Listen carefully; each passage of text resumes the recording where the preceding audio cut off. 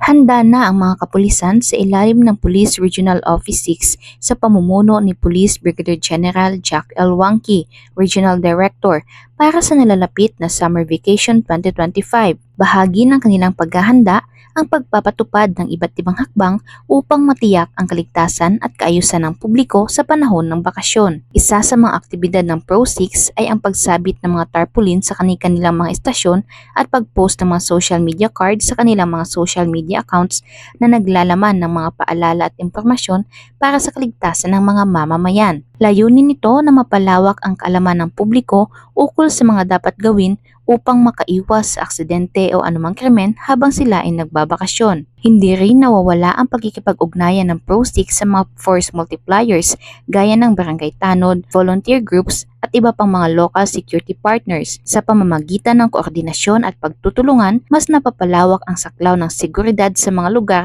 na dinarayo ng mga turista at bakasyonista. Ayon sa pamunuan ng Pro6, patuloy nilang pag-iigtingin ang police visibility sa mga matataong lugar gaya ng terminals, beach resorts at mga lansangan upang matiyak ang kaligtasan ng bawat isa. Sa kabuuan ng Pro6 ay nananatiling nakaalerto at nakatuon sa pagbibigay ng ligtas at mapayapang summer vacation para sa lahat. Mula dito sa Police Regional Office 6, ako ang inyong PNN Correspondent, Patrolwoman Glidel Astrologo, alagad ng batas, tagataguyod ng Balitang Pulis.